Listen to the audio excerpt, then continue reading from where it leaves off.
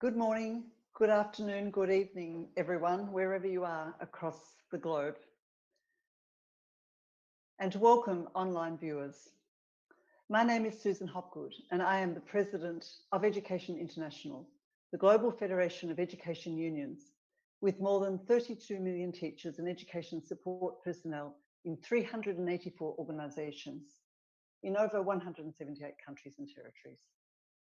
And I'm honoured to moderate this webinar on teachers and inclusive education, which is co-hosted by Education International, UNESCO, the International Task Force on Teachers for Education 2030, and the Global Education Monitoring Report.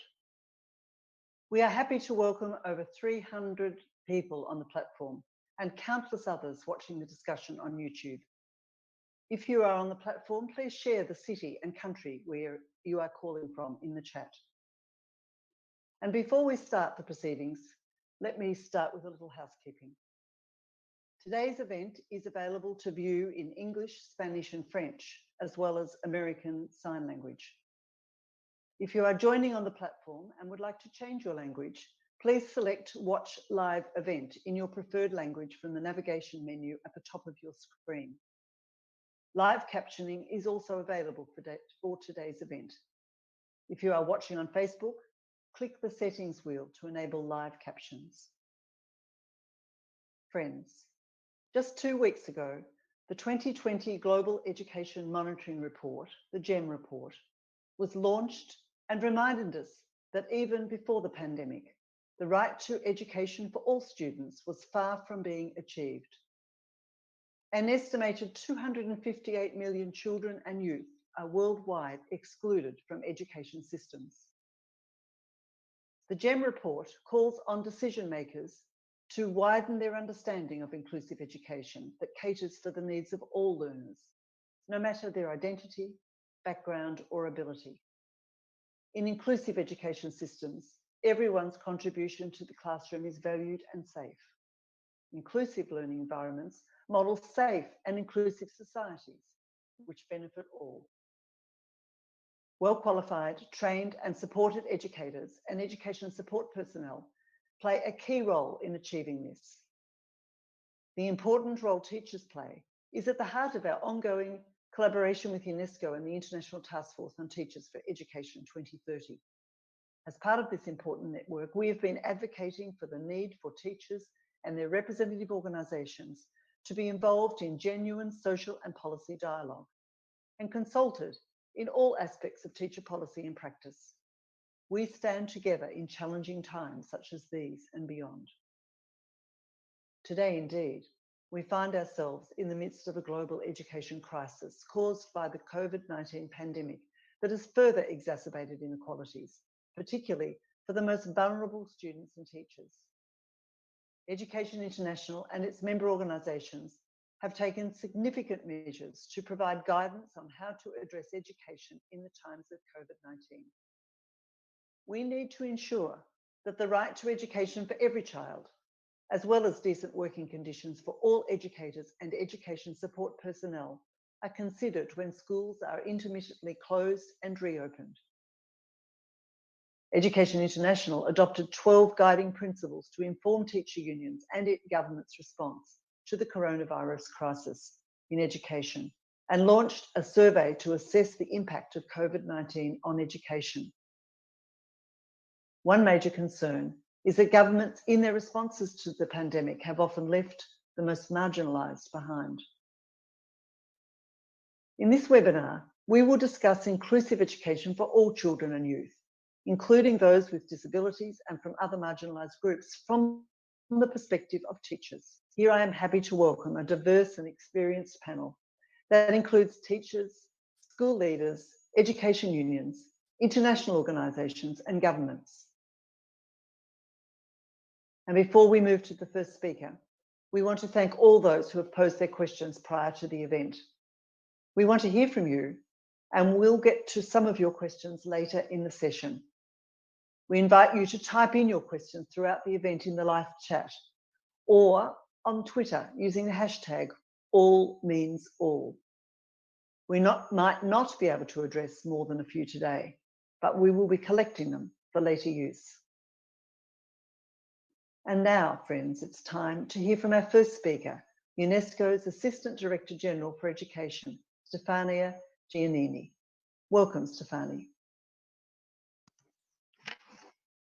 Thank you very much, Susanna. Good morning, good afternoon, good evening to all of you joining from all around the globe.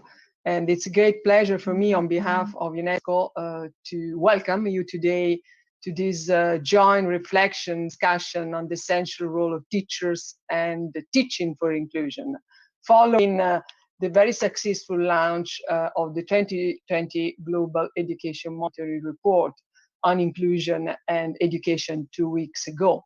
All means all. The 2020 Global Education Monitoring Report warns that education opportunities continue to be unequally distributed. We must be very aware of that. 1 in 5 children, adolescents, and youth are entirely excluded from education worldwide. Stigma, stereotypes, discrimination, millions more are further alienated inside classrooms. They are inside and they are outside at the same time. Let me put it like this. It has never been more crucial than now to make education a basic, fundamental, universal right and a reality for all. Our rapidly changing world is now facing major challenges. I cannot avoid to mention the COVID-19 pandemic, which are living, obliging us to live in an unprecedented situation. But we also can refer to climate change, conflict, racism raising up again, and intolerance, and many things we know. And this contest, this unprecedented situation will further widen inequalities and can have an impact for decades to come, for the future to come, unless we take action, unless we can work together on a clear mission. The COVID-19 crisis is posing unprecedented challenges to inclusive education. It's exposing a digital divide, stretching teacher capacity, and setting inclusivity backwards for learners who lack connectivity. But more importantly, the report shows us that inclusive education cannot be achieved without teachers. Let me say with rhetorics about that. Teachers have been, during this crisis, the real human link between the traditional classroom was not more available and the virtual ones, and could support and prepare their children to face, and families and parents as well, to face this quite new situation. And teachers must be supported and prepared to create a classroom where all learners have their place in this crisis and beyond the crisis as well. As we'll see today, many teachers feel that have been inappropriately prepared to face diversity in the classroom. And the report is a clear call for our collective action to right this wrong. We also need more teachers. We know there is a shortage of teachers of some 60, almost 70 million around the world. Is a country, is a big European country the size of this community missing still. And they are themselves representative of the same diversity we see in our society and in our classrooms. So since its foundation, as you know, UNESCO has turned the spotlight on the important role of teachers, and we are proud to host the Secretariat of the International Task Force for Teachers for Education 2030. The task force recently issued a call for action on teachers, stressing the need for teachers to be protected, supported, and recognized during the COVID-19 crisis. And let me emphasize also the great cooperation we have with Education International and the new kind of partnership we bring together with the Global Education Coalition that UNESCO established since the very beginning of this crisis, the end of March, where now we are working with more than 130 partners, companies, NGOs, networks, working to support countries with immediate solutions with building e-learning systems where connectivity is not so good, also supporting an integrated approach, more traditional radio, TV channels, but more than this, really focusing on the role of the human component inside of learning and teaching. And I think that the flagship program and project we have together with Education International and our partners and the coalition on teachers can really become more and more relevant in the coming future. I wish you well in your discussion today, and thank you very much for inviting me, Suzanne. And thank you very much, Stefania, particularly as I know that you have a very, very busy and very busy schedule today. So it's great to have you here. And it's always been a pleasure for Education International to collaborate with UNESCO. Together we have and will continue to ensure that every child, youth and adult is taught by a qualified, trusted and supported teacher. Friends, we're now excited to see the video animation on the recently launched 2020 GEM report.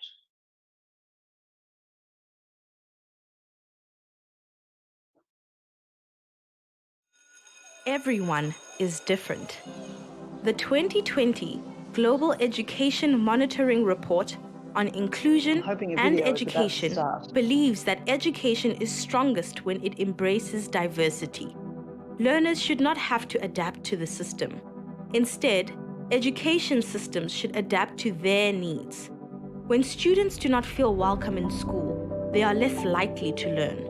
This is everyone's loss. But rich and poor countries too often educate some children apart.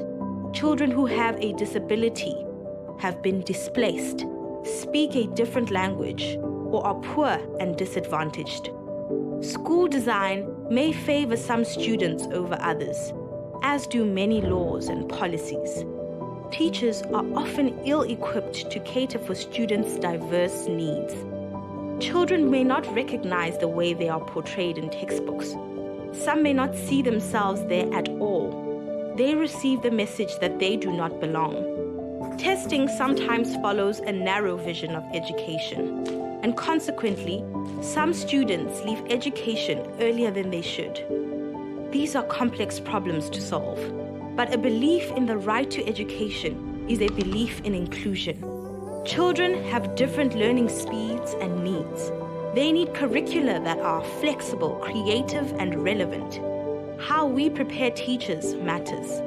They must be given the tools and training to achieve our vision for reform. The resources we know can help the marginalized, educators, support staff, and equipment should be shared so that everyone can benefit. Better data on those left behind will help us reach them. Disadvantages often accumulate. We can't address inclusion one group at a time. Redressing these disadvantages requires funds. These must be equitable and target individual-specific needs. We must work together on these tasks across government ministries, from central to local authorities, with civil society supporting governments, and schools opening doors to the community. Inclusion in education requires a change in mindset in society, so that education for all means education for everyone, without exception. Achieving this is everybody's business, including yours.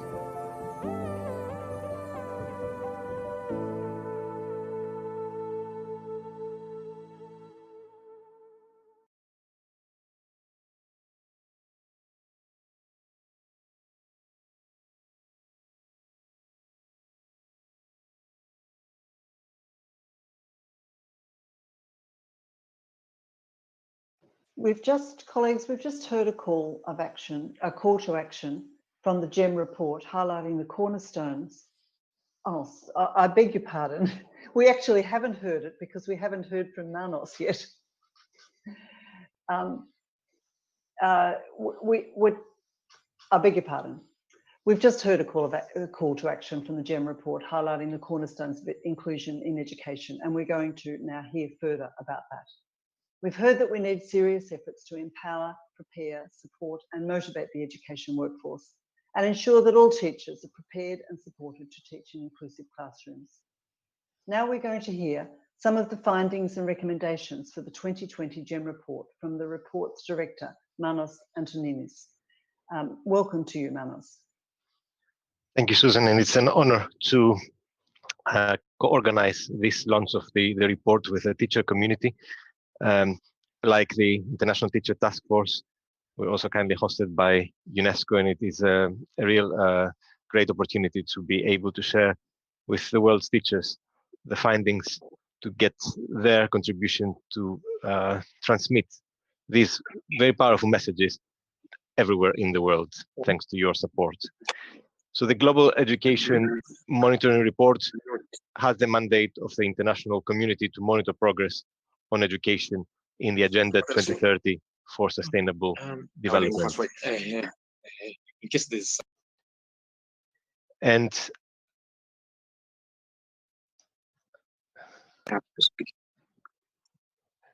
it is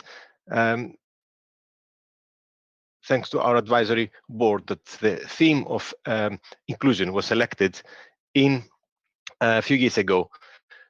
And the reason why that might have happened is that when all countries committed to achieve inclusive education by 2030, it was not entirely clear, perhaps to many, what they were really signing up to. In the report, and this graphic, I think, gives the perspective that the report is taking, we refer to education, to inclusion in education as a process that embraces diversity and builds a sense of belonging to achieve social cohesion. And these actions in the education field should be rooted in the belief that every person has value and potential. Inclusion is about not discriminating against anyone. It is about not rejecting anyone. It is about adapting to learners and making accommodations. It is not about learners adapting to the system. Now, we know well that the case for inclusion has been championed by those who have supported the rights of people with disabilities, who ensured their right to inclusive education was guaranteed in international law in 2006. But it took the committee another 10 years, the Committee on the Rights of Persons with Disabilities, to issue its general comment number 4, to actually help interpret this right. Because the committee realized that inclusion is not about one group. The mindset and the mechanisms that generate discrimination and rejection are the same for all those excluded. Every society in the world needs to own up to their mechanisms that exclude. Unfortunately, identity, background, and ability still dictate education opportunities. A discussion of inclusion, of course, has to start from the 258 million children, adolescents, and young people who are out of school. In 12 countries, children with disabilities are 2.5 times more likely never to go to school compared to their peers. Adolescent refugees are 3 times more likely to be out of secondary school. The world set a target for all to complete secondary school by 2030, and yet in at least 20 countries, the report found that not a single poor rural girl was completing secondary school. And among those who complete lower secondary school, the richest students are twice as likely to learn the basic skills compared to the poorest. Ensuring that all children learn requires thinking about students' experiences and well-being. You heard about stigma, stereotypes, and discrimination, as Mrs. Giannini said, alienating more inside classrooms than even those who are left outside classrooms altogether. LGBTI students in the United States are 3 times more likely to stay at home because they feel unsafe. Grade 4 students in middle and high-income countries who are not learning in their home language are 1/3 less likely to learn basic reading skills.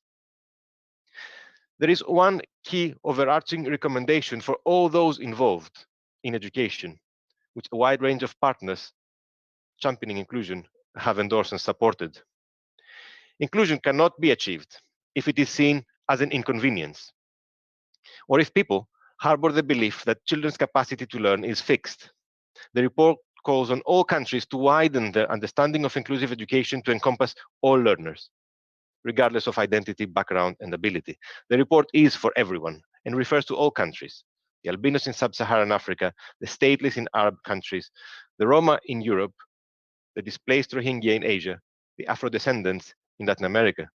Yet many governments do not base their laws and policies on this principle. The report found that 68% of countries have a definition of inclusive education, but only 57% of those cover multiple marginalized groups. Interventions should also be coherent from early childhood to adulthood if they're going to have an impact.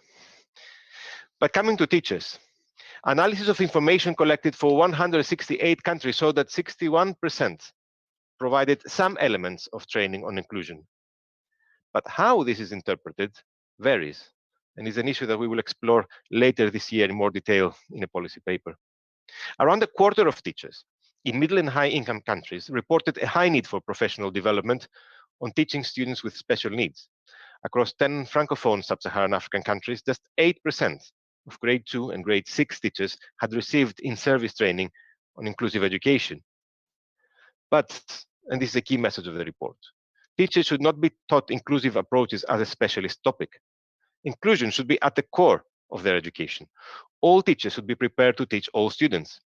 For example, in New Brunswick, Canada, a quarter of all teachers were trained to support students with autism.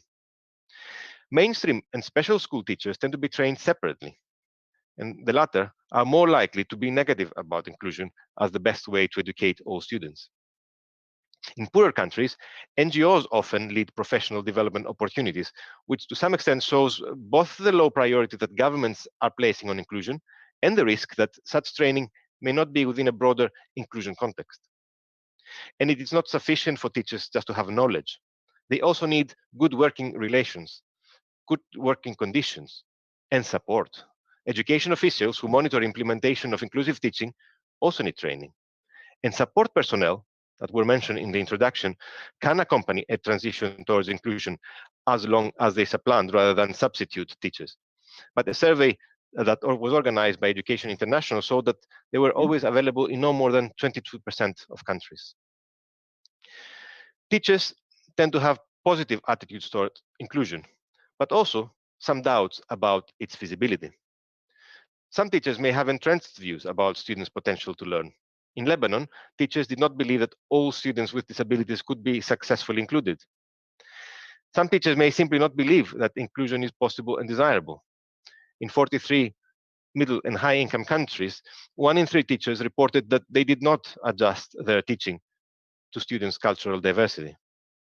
Part of this may be down to the fact that teachers may not be immune to social biases and stereotypes. In the United States, 31% believe that inequality was mainly due to African Americans lacking motivation. In Sao Paulo, Brazil, grade 8 mathematics teachers were more likely to give white students a passing grade than their equally proficient and well-behaved black classmates. In Italy, girls assigned to teachers with implicit gender bias underperformed in mathematics and chose less demanding schools. Such biases are detrimental to student learning. Teacher education, therefore, needs to tackle such entrenched views that some students may be unable to learn. An inclusive school ethos is key to making all students feel that they belong and can realize their potential. Schools that should value and accommodate student diversity and promote respect for all school community members. This includes activities that create safe and inclusive school environments, and we will hear from some of the participants later some really great initiatives. Effective and supportive school leadership, while not enough by itself, is highly conducive to an inclusive school climate. For school leaders to effectively promote an inclusive school environment, they need autonomy to be able to make the right decisions, but they also require specialized training. The 2018 OECD TALI study showed that nearly 1/5 of head teachers had no instructional leadership training. And across the 47 countries and education systems that took part, 15% of head teachers reported a high need for professional development in promoting equity and diversity, with the share reaching as much as 60% in Vietnam. Finally, the teaching body should reflect social diversity. However, teacher diversity often lags behind population diversity. In India, the share of scheduled castes in the teaching profession has increased, but remains below average. And as the graph shows, the teaching profession in the United States is highly unrepresentative of the population. Underrepresentation is fueled in every step, from entering initial teacher education to remaining in the profession. The report, of course, views inclusion from a very wide perspective and includes a range of other recommendations. I'll just briefly pass through them and invite you to take a closer look at the report itself. The first is that financing needs to be targeted to those who are left behind, because there's no inclusion without all these millions of children coming back to education. Unfortunately, still, ministries of education struggle to see how they can collaborate with other ministries to achieve the same objectives. Governments need to ensure that there is cooperation across departments, sectors, and tiers of government, especially as local governments are increasingly responsible for delivering education that is inclusive. And because the transition from special education to inclusive education is not a small feat, it's necessary to share expertise and resources. It's the only way to achieve that transition. Universal design, which is commonly associated with infrastructure, but also is associated with the universal design for learning, is a sign of the flexibility that we need for curricula, textbooks, and assessments that fulfill learners' potential. Governments and other partners at the school level need to engage in meaningful consultation to reassure those who may have doubts. Non-government actors, as you already heard, can play a powerful role as watchdogs, but also as providers of education services. But their role needs to be supported and also needs to fall in line with government policy on inclusion. And finally, data on and for inclusion are extremely important to highlight where the problems are, but that should be done with attention and respect. We should avoid labeling of vulnerable students that stigmatizes them. I'll finish with a reference to a new website that we launched 2 weeks ago together with the launch of the 2020 report. It's called PEER, which stands for Profiles Enhancing Education Reviews.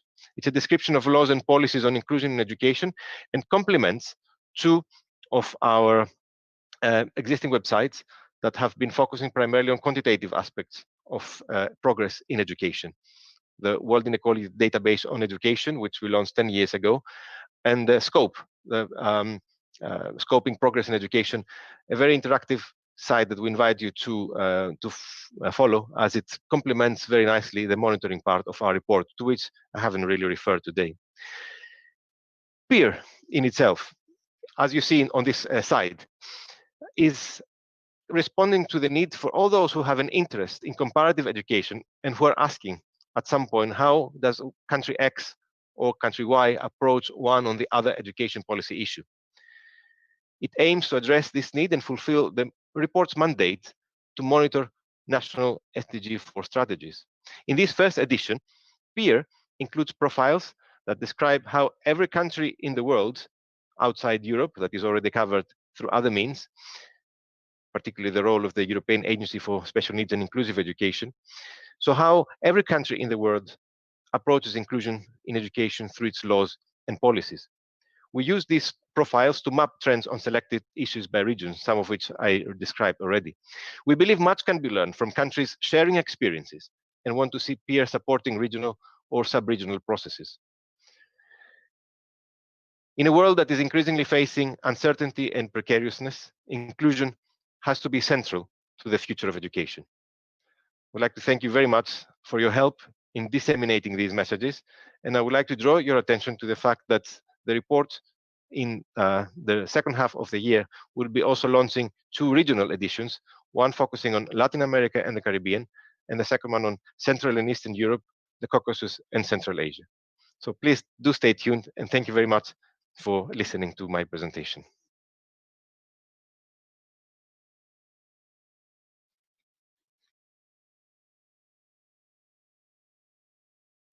Thank you very much, Manos. It's very good to hear what the report tells us, such important information for us all to act on. And now we're going to hear from teachers, school leaders and education workers, union representatives, each hailing from a different corner of the globe, who are championing initiative approaches to fostering inclusion inside and outside the classroom. I will introduce each one of them as they're about to speak. And so we'll hear first from Mark Potter, principal of the Berhampur School in Wellington, New Zealand, known for its success in inclusive practice and advocacy for children with diverse needs. He is also on the national executive of the NCDI Tiroa, the largest education union in New Zealand. Welcome, Mark, and we look forward to hearing from you. And my first question, Mark, we've just heard from Manos that a key barrier to inclusion in education is the lack of belief and political will that is possible and desirable to make education systems and schools truly inclusive. As a school leader, can you tell us how at your school, how you are fostering an inclusive learning environment that meets the needs of all learners and views diversity as a key asset to learning? Thanks, Susan. Yes, as Manos said, it's about attitude. So a school, indeed school systems and indeed countries are as inclusive as they want to be. And that's one of the big barriers. So it's about educating people to make sure that we are as inclusive as we can possibly be. We are lucky that the New Zealand Educational Institute is a very committed union to inclusive education. That comes about because it represents lots of different providers within the education sector. So that's been a quite inspirational place for my school to be working. We have, in our school, we've developed a vision statement that is developed with our community. And that statement is that Berhampur School is everyone's school. Now, when we developed that with the parents, the children, the teachers, we're all clear that everyone meant everyone, no exceptions. And unfortunately, too often in our schools around the world and in New Zealand, exceptions are made. Everyone except those people that we don't quite approve of or they don't quite fit our little setup. So what we've done is to take that vision into reality. We worked with the UNESCO Salamanca Statement from 1994, which had brilliant aspirations for inclusive education. We linked that with the Inclusion for Index that Ainscough and Booth developed in the UK. And so what we've done is we've developed like a triangular way of thinking that permeates everything we do. So we have the concept that diversity is what we see, and we have lots of diversity occurring in our school and our community. Belonging, that's what we believe. We believe in the belonging for everybody. And that started from, we wanted to have belonging for refugee families. And then one day, a Somali mum walked through the door with an autistic child. And we thought, why stop at just being inclusive for refugees? So that's where our journey with disability started as well. And then inclusion. Inclusion is what we do. And that's where a critical element occurs. And what we're doing, and you heard Manos refer to it, we believe you fit the school to the child, not the child to the school. So our staff, our teachers, our critical people, the parents as well, are licensed to come up with plans that really adapt the whole setup for the child.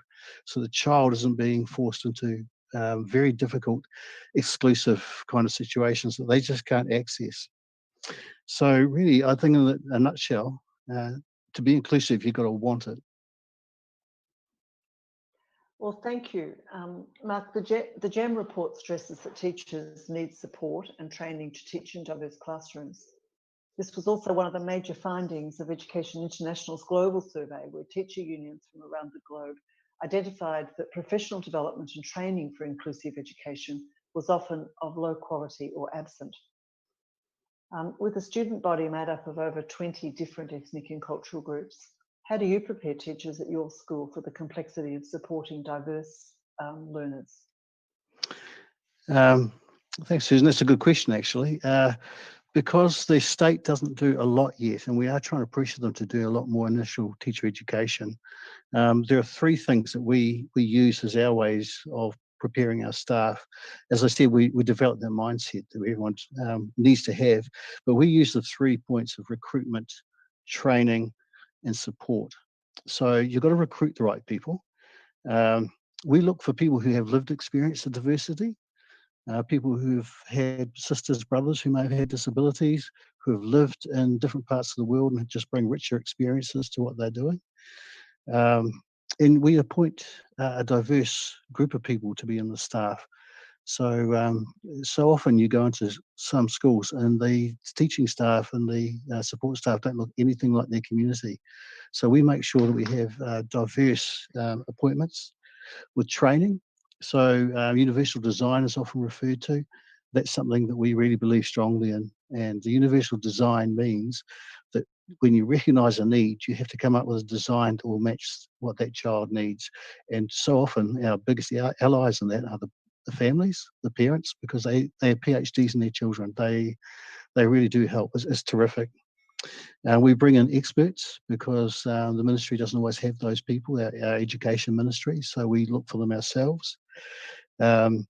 We develop understandings. For instance, we have a saying in our education outside the classroom, we all go or no one goes.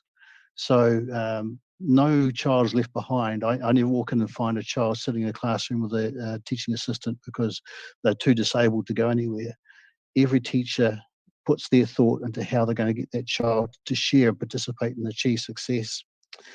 The support, the first thing is to let all our teachers know that we've got their back. So if they are going to go out on a limb, and our teachers do all the time, coming up with different ideas, different things to support a child, they need to know that they've got my support, and they've had to have my support at times against school inspectors and people like that. But when they know they're supported, they'll go the extra mile. We need to give them time, because when you're dealing with complexity, it takes a lot to prepare a classroom. It takes a lot to support all those different needs. We have a lot of paraprofessionals, teaching assistants in our school, a lot more than most. And that's why we're able to make such a difference for children. It's quite critical to that. And the last thing I'd say is we provide the opportunity for them to work as teams to solve problems, because every child has their own problems. Yeah, look, thank you, Mark. That's very, very interesting. And that model of recruitment, training and support seems like one which really works. And it's good to hear from you about that. Let's now hear from our second panelist, Sonia Alesso, who is General Secretary of the Confederation of Education Workers of the Republic of Argentina. Her union is at the forefront of defending education as a public good and promoting the right to education for all in Argentina and the international level, together with Education International.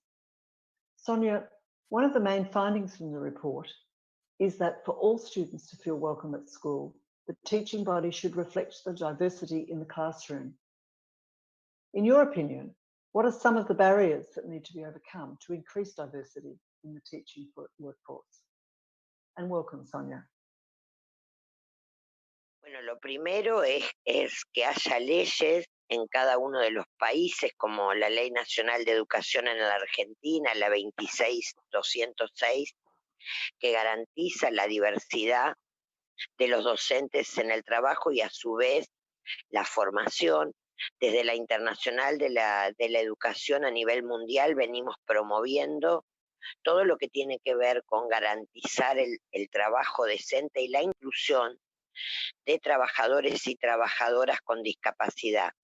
Esto supone nuevamente no solo discutir programas educativos que incluyan las distintas diversidades que hay en el sistema educativo, sino también la inclusión de docentes, de personal de apoyo con discapacidad que puedan no solo tener una formación educativa de calidad, sino también incluirse en el marco del trabajo decente.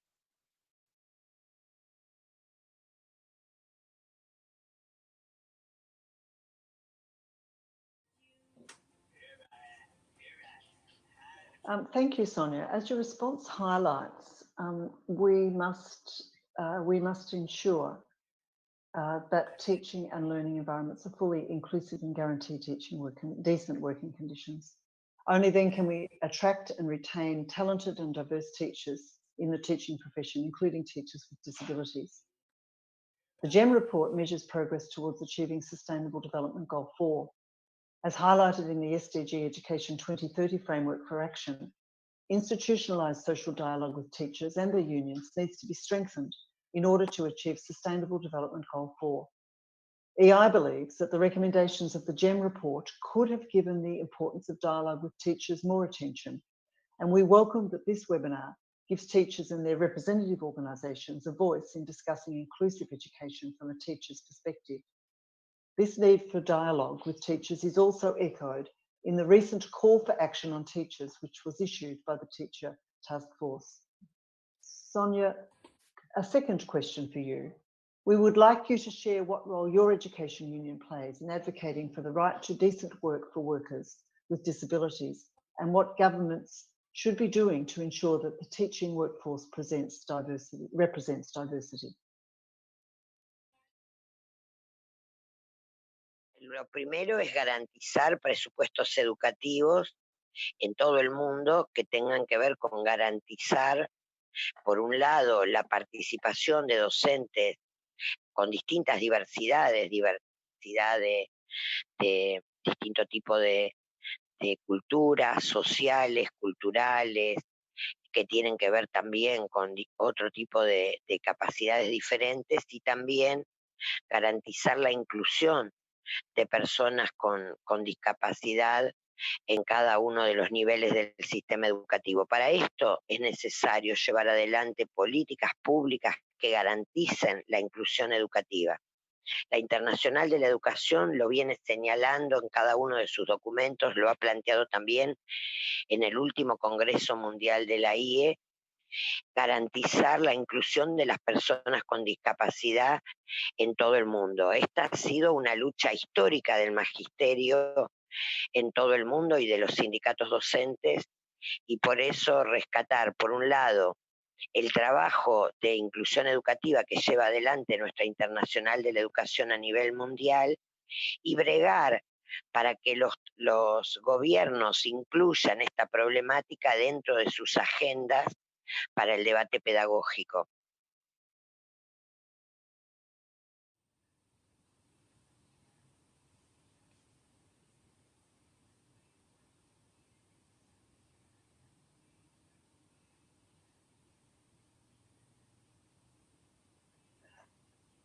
Thank you, Sonia. Even if a country's policies aren't inclusive, a teacher often has leeway to teach in an inclusive way. Similarly, a country might have inclusive policies, but resource constraints mean that the gap between policy and reality in some classrooms is large. This gap can become even wider in humanitarian crisis situations. Uganda hosts one of the biggest refugee populations on the planet.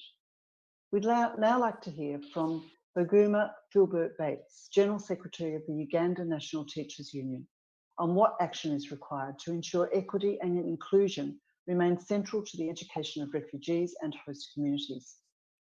Philbert is a former school leader and, as part of his work in the union, promotes the rights of refugee teachers and children, and is involved in projects on child labour and school-related gender-based violence.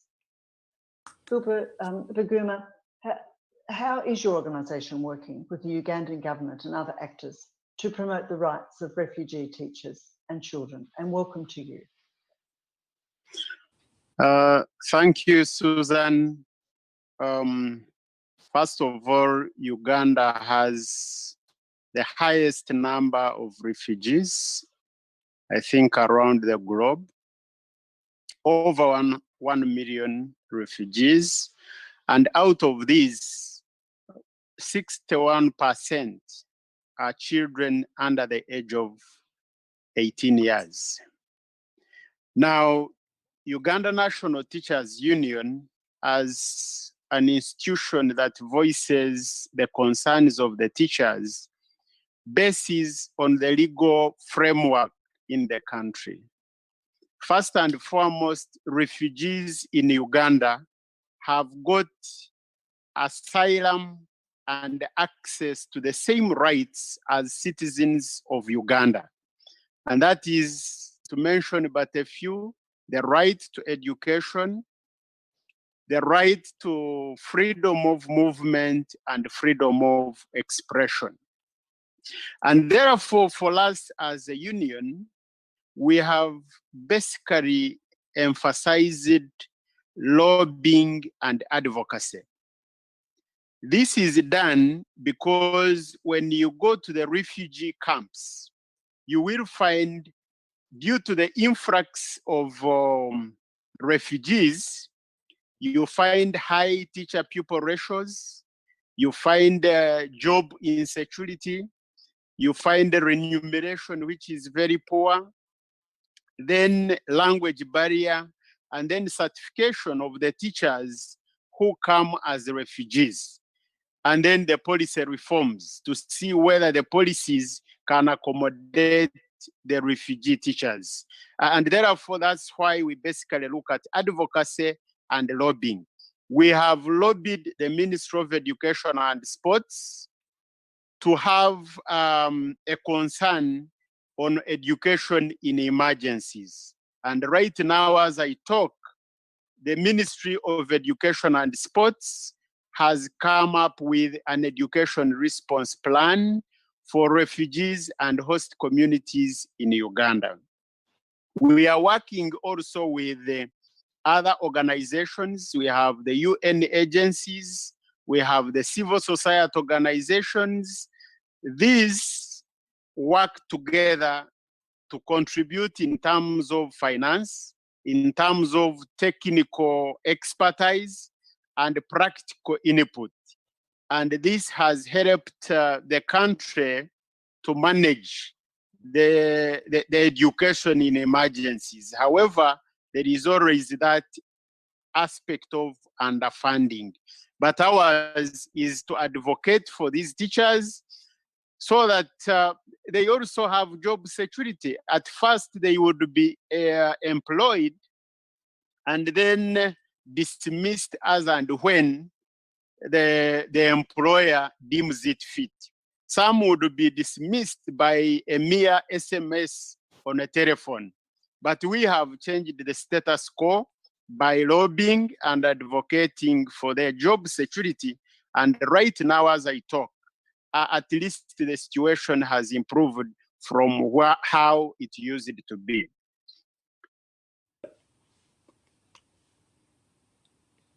Thank you, Philbert.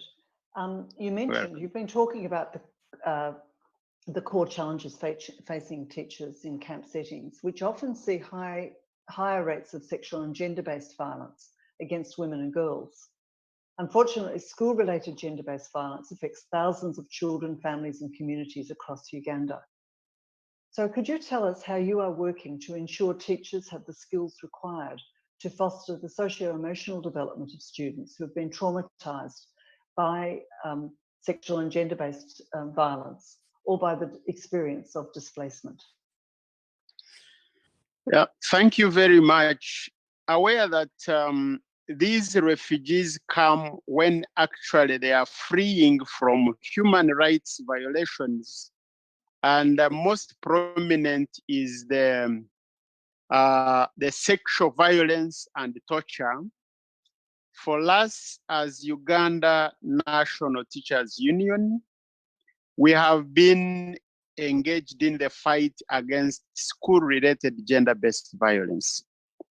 And this, we have tackled it through creation of change teams.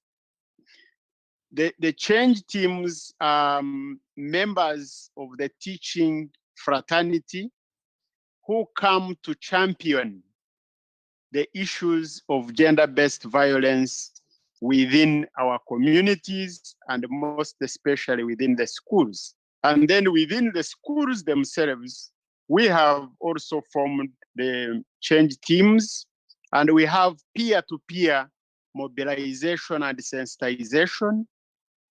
Then we also go an extra mile to sensitize and train the teachers, because quite often it is an assumption that teachers are actually ready with what they are supposed to do.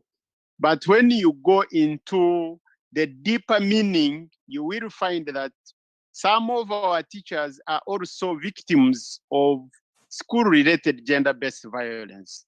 And therefore, we also train them, empower them, so that they are able to help the girl child and the boy child, because the boy child has to get that emancipation so that they can stand with the girls. Otherwise, if we only train the girls, if we only train the female teachers, then their strategic partners will not take part and it may not yield results. We also go an extra mile of sensitizing the parents and other stakeholders.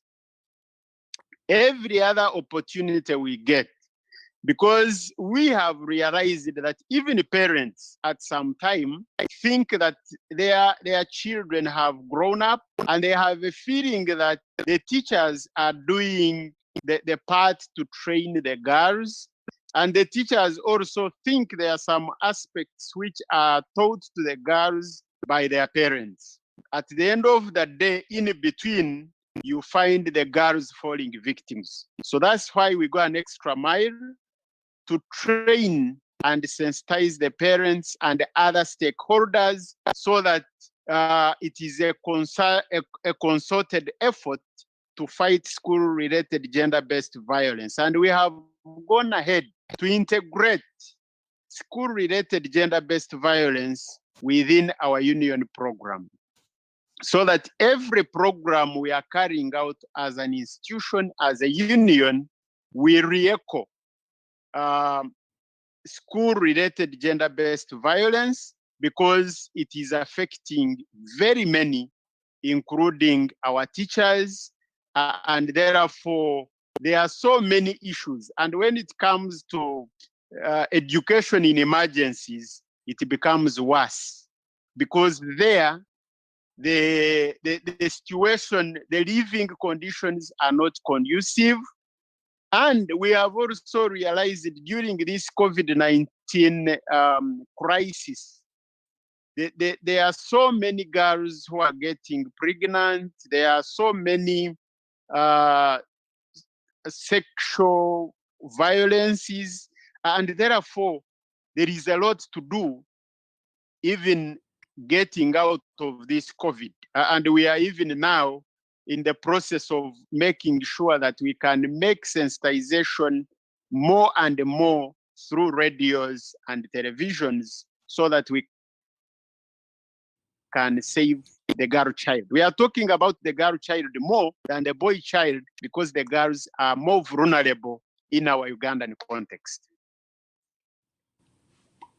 Yes, thank you, Philbert, particularly for sharing those very important examples of how your union supports teachers working in incredibly challenging circumstances.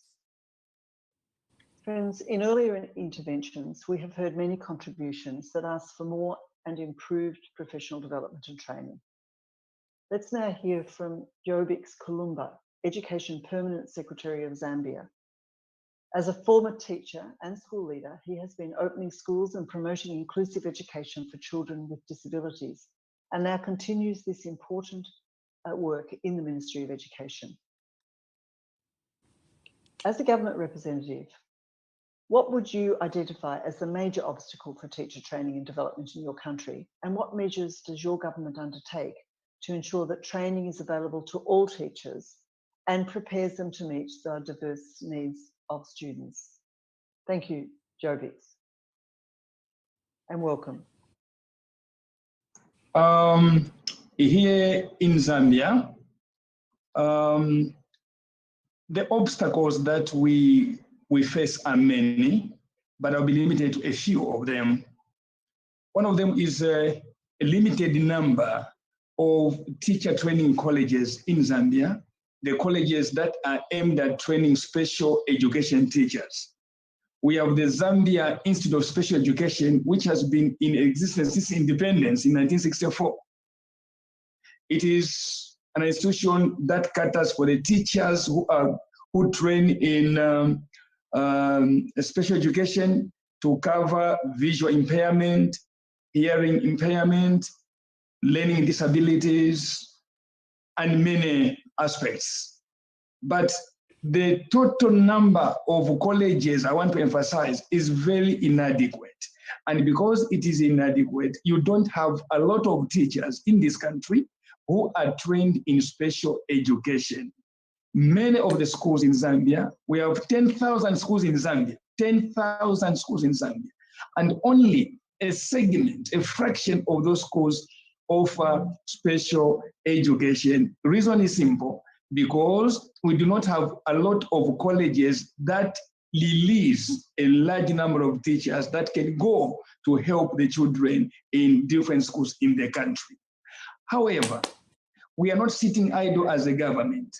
So far, what we have done is that in the existing colleges of education, we have asked all the principals to include components of special education in each and every sector of the college. All the teachers that are being trained in all the colleges of education, whether private or public universities and private universities, we have asked them to include special education as a component within their training programs.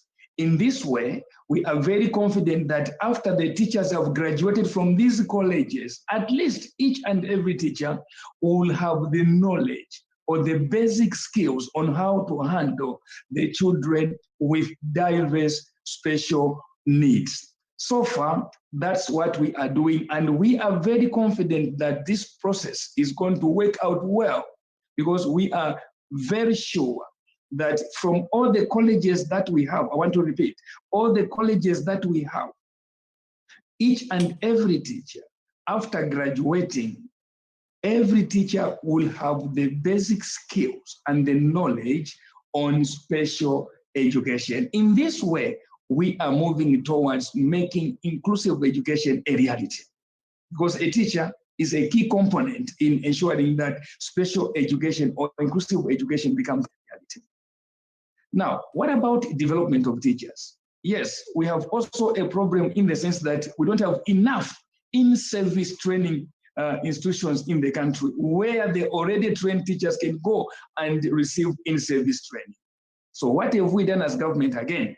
In all the 10 provinces of Zambia, we have now come up with what we are calling provincial teachers resource centers.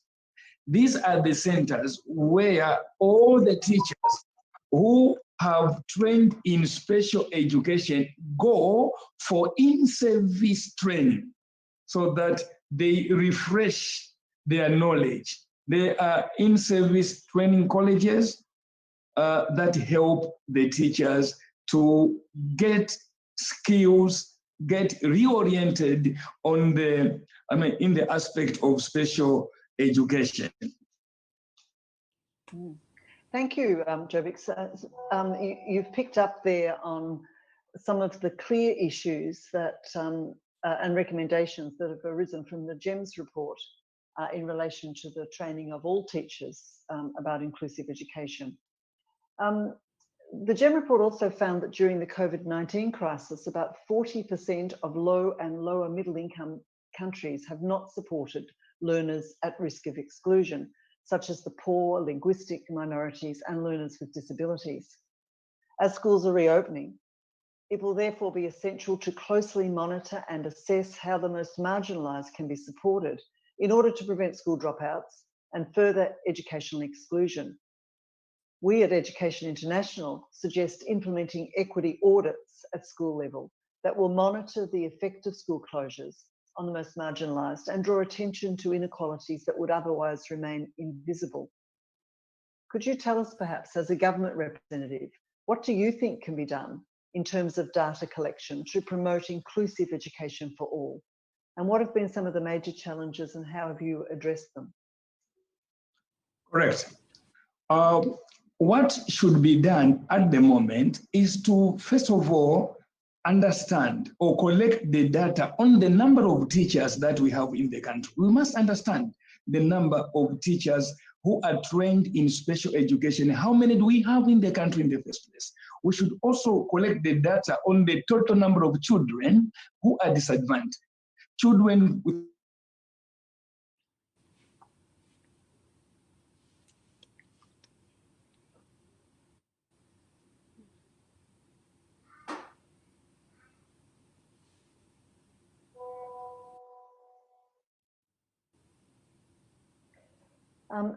we appear to have lost Jobix just at the moment. So I think, are you trying to get him back?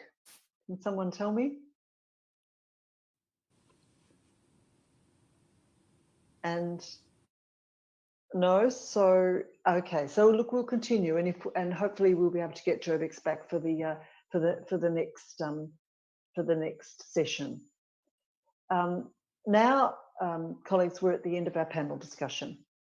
And I'd like to thank all the speakers for their participation and their excellent contributions to the panel. What a wide range of examples that we've had. The discussion will shortly continue in a Q&A session, but let me first try and summarise some of the major takeaways from this event that can guide future discussions on how to support teachers and education support personnel in teaching in inclusive classrooms. We've heard from teachers, school leaders, teacher unions and government representatives and international organisations how important it is to make teaching an attractive profession. In order to promote inclusive education, it will be necessary to provide more and better professional development and training for teachers and education support personnel that enables them to cater for the needs of a diverse student body. Our school leader and a government representative have shared what measures can be taken to improve training for teachers. And we discussed the role of education unions and how they, as the collective voice of teachers, contribute to the development and implementation of inclusive policies. Here, social dialogue and continuous engagement between governments and education unions and their members are the key strategies to ensure the policies match the needs of teachers and students. I'd now like to open the Q&A session. We're excited because we can hear from all the webinar participants, and the questions are questions that have been asked from some of the people listening tonight or today. Stefania, as well as Sonia, won't be able to join us for the session, but we look forward to hearing from the other panelists, and we hope that we can get Jobix back again. So Manas, I'm going to go to you first. From Manisha in India, we have the question. I am very much interested in learning what major aspects of teacher education frameworks or policies should be focused upon for the new normal of education. Normal is a sensitive word when it comes to inclusion. Of course, we have heard this discussion about what is going to happen with the return to school and the urge to build back better. But I think it's important to maybe just look more generally. The problems that we had are still with us now. And I think what the crisis showed and what maybe the crisis helped expose some teachers more than they had been before was the stark reality that some of their learners were facing at home, because they encounter their learners at school, which is a different environment. It's a different setup. You see the troubles and the difficulties with which some students come to the classroom, but you don't see the very stark interaction you have at home when, of course, the connection for those who had the chance to be connected to the internet is not working, when the parents whom you communicate, especially with the younger children, cannot really communicate because maybe they speak another language or they don't feel confident. There was a range of challenges that teachers suddenly realized that they had to play an even bigger role than usually. So that brings us back to what is really a good framework for inclusive education. The report is borrowing one that has been applied by the European Agency for Special Needs and Inclusive Education, which we feel is very important because it focuses on 4 aspects: support all learners, and support all learners not only on the academic side, but also on the social and emotional, the practical side that is key. It's about working with others. And I think I mentioned before about the challenge that even schools that try to be inclusive or integrated, at least, we see mainstream teachers not necessarily working with special teachers and learning from each other. So that's essential to be built in. And of course, with other education professionals, because there are all sorts of challenges, and I mentioned that before, about support personnel. The third is to value learner diversity. We did hear great examples of how it is about believing in it, but that needs to be ingrained in a teacher education program and throughout the education career of a professional, so that teachers respect diversity. And finally, the fourth dimension is to engage in professional development through primarily self-reflection, to be reflective of one's own practices and whether biases come into the situation and how a teacher can actually fight those, and to make sure that they continue to self-improve. If supported by government programs on pre and inner service education, that education of a teacher continues. You learn, and then it's important to check and test that knowledge through ongoing training to be better. Thanks, Manos, and thanks, Manisha, for your question. And I'm now going to go to Philbert and ask you a question from Kate in France, Philbert. And Kate's question is, how can we engage teacher unions in these recommendations to carry them forward at the country level?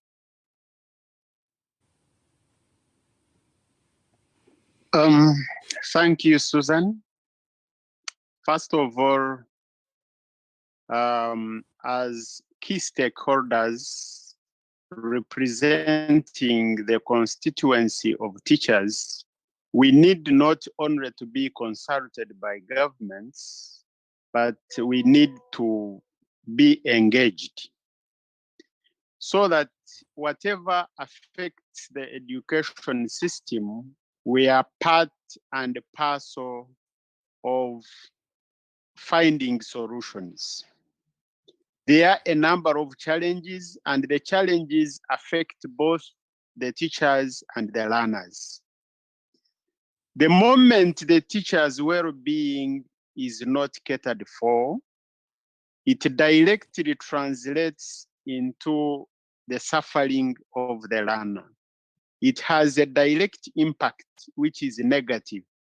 And therefore, as teacher unions, we need to lobby the relevant authorities, the relevant offices, to make sure that we occupy our space.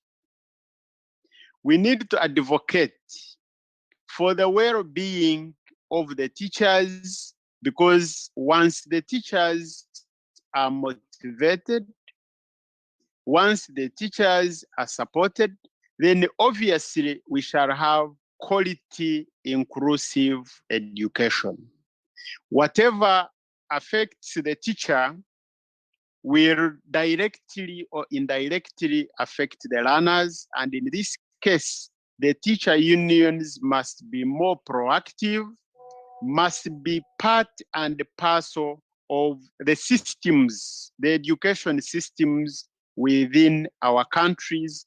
And that's how we can solve this. And more so, we need to advocate for increased funding of the ministries of education, of ministries responsible for education in our countries, so that when funding is increased, then most of the challenges that affect the education in our countries will be addressed.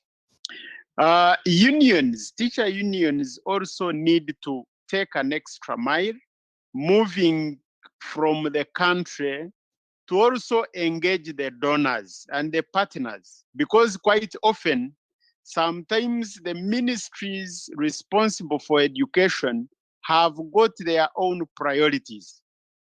And because they have their own priorities, the learners end up being the sufferers as consequences of actions taken. And therefore, we need to also lobby and advocate for this so that the donors and the partners are also on our side. And then we help the learner to achieve quality, inclusive education. Okay, thank you very much, Philbert. I'm now going to go to Mark. Mark, you're doing very well there because it must be well after midnight in New Zealand at this stage, I would have thought.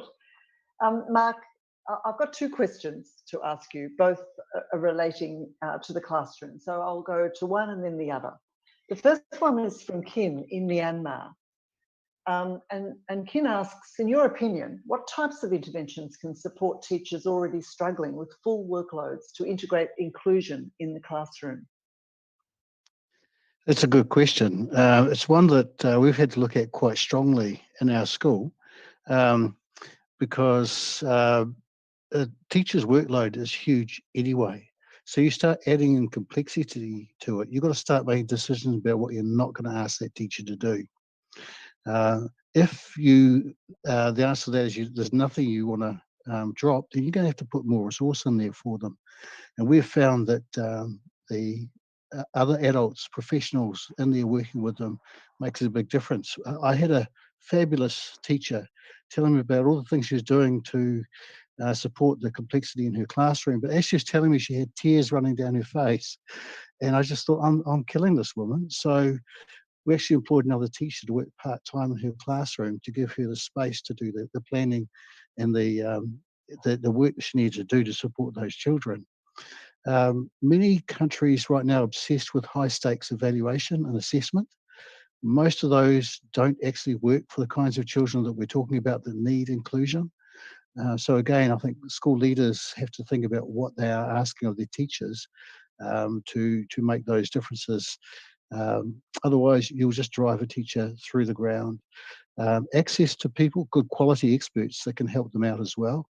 You can't train everyone in everything because there's so much diversity out there. So I think there's a lot of work needs to be done within schools to support teachers because they are professional people and they need access to fellow professionals to help them within their roles.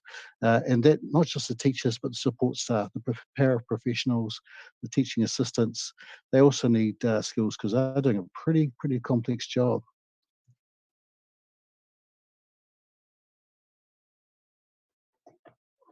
Own school in response to the COVID pandemic and how you can see the longer term effects on the most marginalised learners in your community? Well, with the COVID, it was a big learning curve for everyone, wasn't it? One of the things that we could see quite clearly was our government and our Ministry of Education was really keen to do something to support people, but they're working at such a high level that they couldn't see the individual families, communities, whereas schools in their communities are quite connected. We knew who were not going to be able to access a lot of the things that people have been talking about today, the equity issues, the lack of internet, I think Stefania talked about.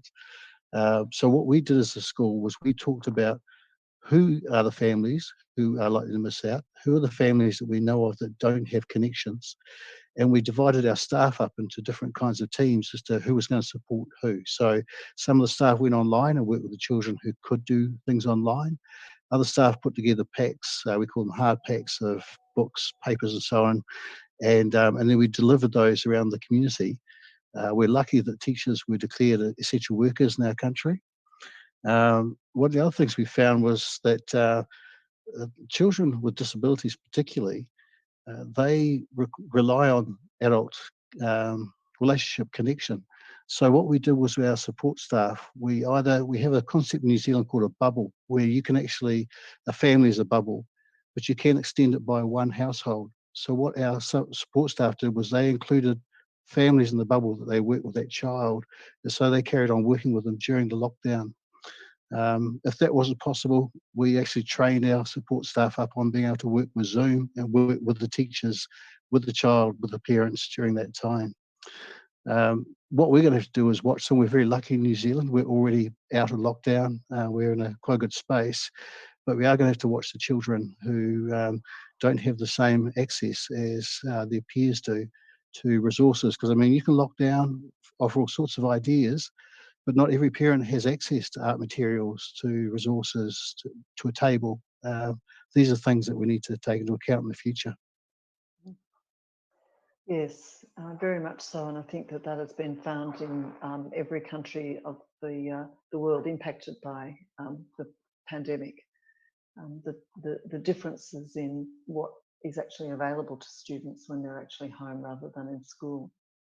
Philbert, can I go to you now for a question? What do you think are the main barriers for teachers in your country to create inclusive learning environments, and how can these be overcome? Thank you very much, Susan. One, the major barriers to inclusive learning environments are inadequate infrastructure. In a sense that in some areas you will find the infrastructure is there, but does not cater for the physically challenged learners. And therefore, access to these schools will automatically eliminate some class of learners. Then we have overcrowded classrooms, where you find there are very many learners in one class. This obviously will not cater for all levels or all learners. The average and slow learners will not benefit. Possibly the quick learners are the only ones who will benefit, and thus this will impact a lot on them. And of course, teachers will find it difficult to give individual help, because if you have a class of 100 learners, it is just like a church. It does not help to bring every child on board. Then equipment, in terms of, let's say, the blind, where you don't find enough brailles, then it becomes a challenge. The physically challenged, where they don't have wheelchairs or crutches, you find some of them will have nowhere to access the education institutions. We have inadequate continuous professional development in terms of equipping teachers to get knowledge on how to help these learners. Of course, minus those who can easily be identified, there are those who have challenges, but you can only identify them if you are equipped with the knowledge to know that, yes, you might find a teacher is in class, and when making classroom arrangement, puts a child at the back because the child is slightly tall. But this child could be having challenges with sight. And at the end of the day, the child will not learn. So if teachers are not taken through these refresher courses, specifically targeting on inclusion, then it remains a challenge.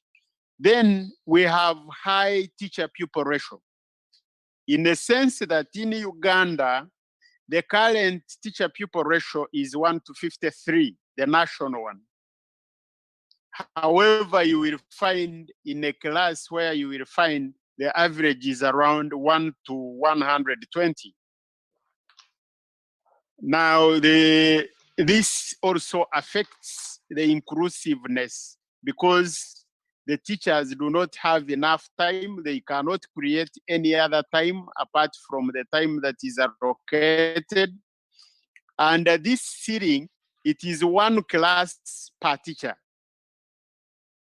Now, the situation makes it difficult because if it is one class per teacher, that is an assumption that female teachers do not go for maternity leave, and the Ugandan constitution gives them 60 working days. Meaning, if you are in a school and you have teachers and some female teachers qualify for maternity leave, which is not negotiable, then there will be a crisis within the teaching learning process. That is again an assumption that teachers do not fall sick. Because if you fall sick, you are again supposed to go for medication. And in the event that you go for medication, where the staff sitting is one teacher per class, then in your absence, there is nobody to attend to your class. And this becomes worse when we have children of different categories. Of course, there are those who need the presence of the teacher. And the moment the teacher is not there, then the situation becomes worse. Now, what needs to be done, one is to look at the issue of refresher courses, because however good the teacher may be, we are in a changing world. Innovations come, reforms come in, and even new situations come. And therefore, there should be continuous professional development in the areas that need to be addressed during the teaching learning process. The ratio of teacher-pupil ratio should be lowered so that a teacher has time to look at all categories of learners, the slow learners, the quick learners, the average learners, and those with special needs, so that you can ably tackle the teaching learning process. Then we talk of inclusive education, but I think there should be also need to increase on specialized schools, because there are those in nature of their abilities who may need to go to specialized schools. And therefore, these specialized schools should also be put in place and well equipped, because there are extremes where you may need to have a teacher taking care of about 5 learners. Now, in the event that you put them in the mainstream, it becomes practically impossible, because these learners will not cope up with the rest. And therefore, specialized schools should also be taken care of. The plans. Thank you, Philbert. The plans for building. To finish now, please. Just to conclude. Thanks. Yes. Just one last one. The plans for constructing classrooms. In the government, they take care of it. But when they go to private owners of institutions, they don't take care of the learners with physically challenges. So it means they are not taking care of them, and yet it is one government under one ministry, and therefore this should be looked into so that we can have inclusion both in public and private. Thank you. Thank you very much. Thank you. And I'm sorry to have to cut you off there, but we've just run out of time, which is a pity because there are a couple of really good questions coming up and I was very interested. I would have been very interested to hear your responses. But we are nearing the end of the time of the webinar. No country in the world's reached a completely inclusive education system, which is why the GEM report has launched a poll for people to participate in no matter where they live. The link has just gone up on the chat and it asks you to say which of the GEM report recommendations should be prioritised first in your country and to send the poll results to your education minister. So have your say now and get your colleagues to have their say as well. Well, we've just examined the central role of teachers for inclusion. There is no one answer to the question in the poll because inclusive education is not an end goal, but a process. And plenty of countries have made extremely positive moves in the right direction. We must learn from the experience of others, share knowledge and resources, and support one another on this journey. So I'd like to thank all of our speakers who we have heard from over the past 90 minutes, because you are all true champions of inclusion, working to change mindsets at the school, community, and national level. Today's discussion is just the beginning of a movement that needs to be taken forward by all of us watching today. We each have a role to play ensuring that no child is left behind. And we're going to leave you with a final call to action from the GEM report, one that underlines that each of us has a role to play in ensuring inclusion and education. Thanks again to you all and goodbye to everyone.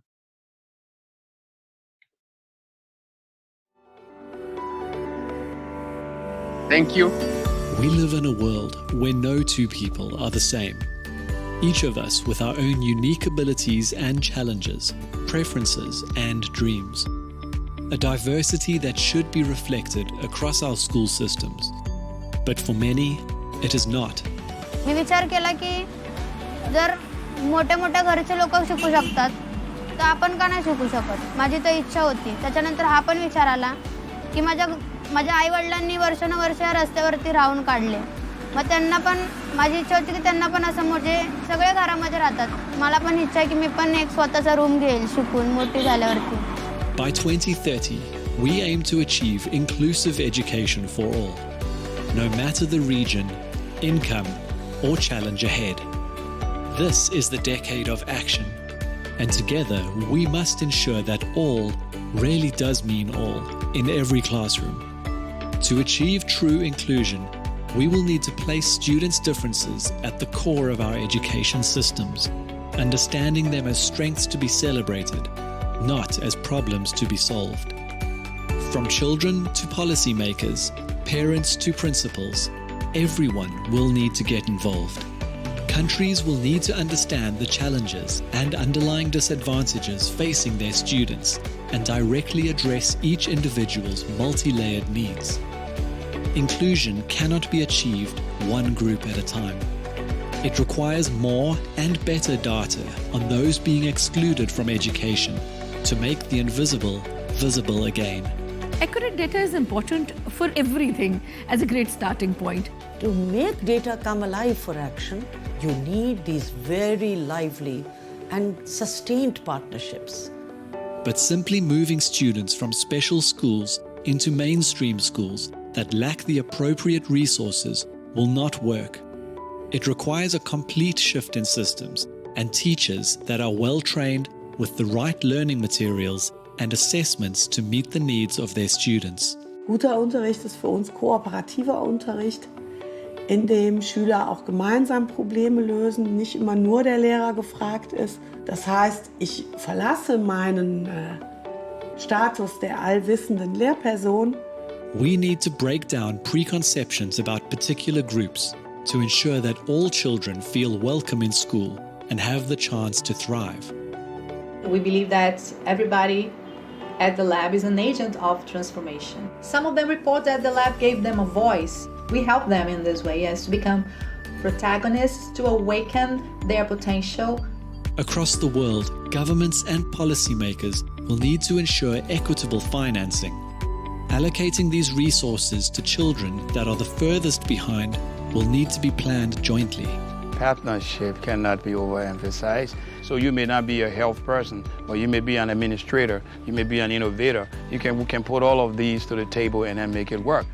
The path ahead will have its challenges, but working together, learning from our peers, we can ensure that all means all, and every child has the chance to reach their full potential.